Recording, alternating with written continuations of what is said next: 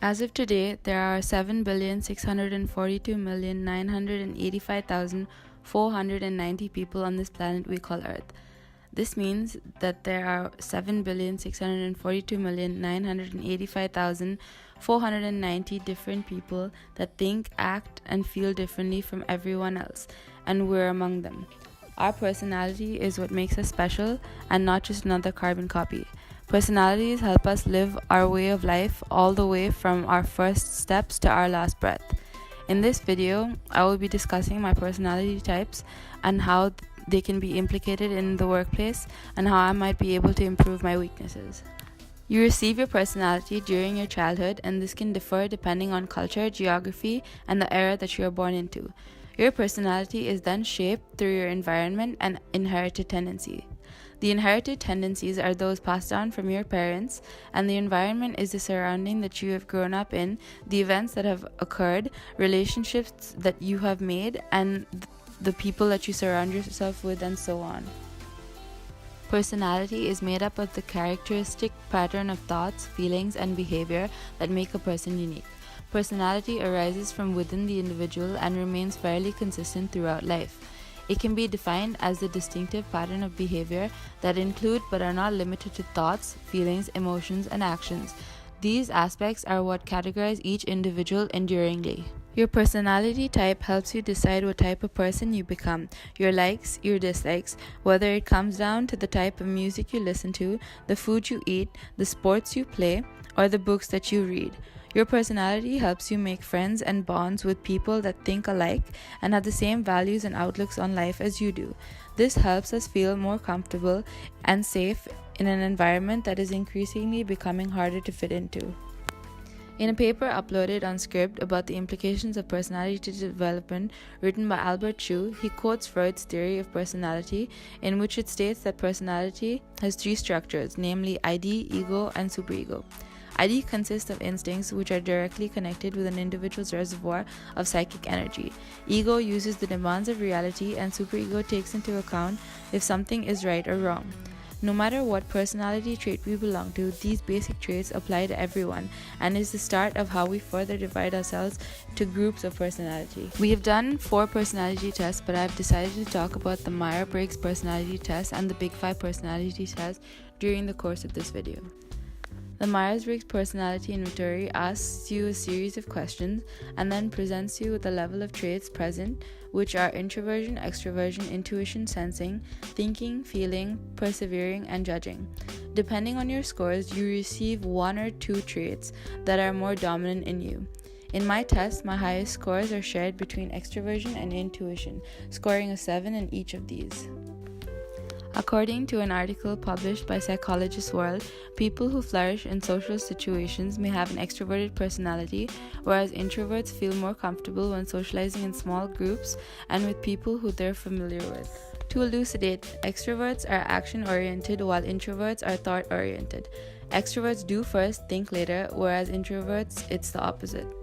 Sensing and intuition are the information gathering factors. People who receive a higher score in sensing are more likely to trust information that is tangible and can be understood by the 5 senses. On the other hand, people who prefer intuition tend to trust information that is less dependent on the data. To them, meaning is in the underlying theory and principles that are manifested inside the data. Thinking and feeling functions are both used to make rational choices. Those who prefer thinking tend to decide things from a more detached standpoint, measuring the decision by what seems reasonable, logical, and consistent.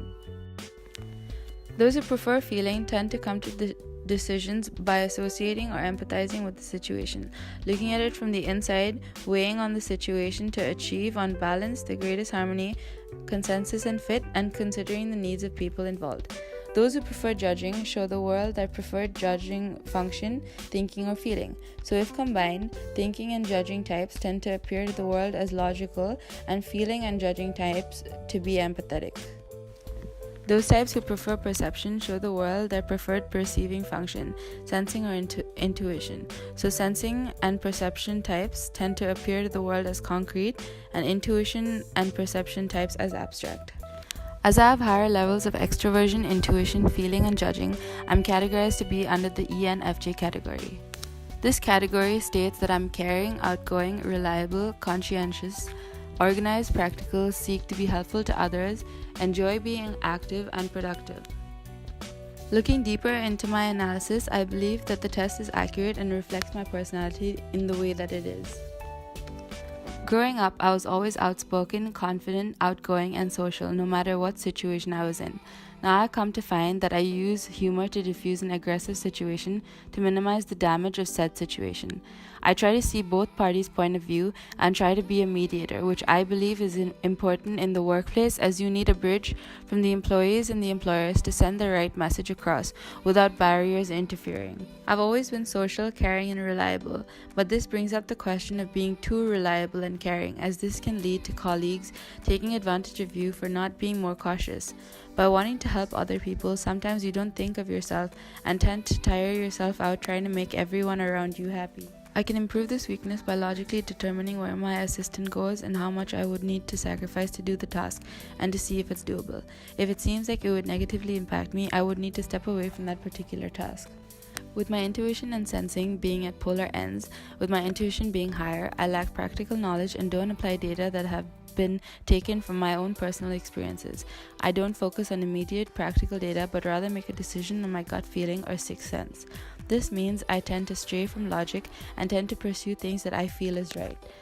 This may make me seem like I'm impractical by sensors.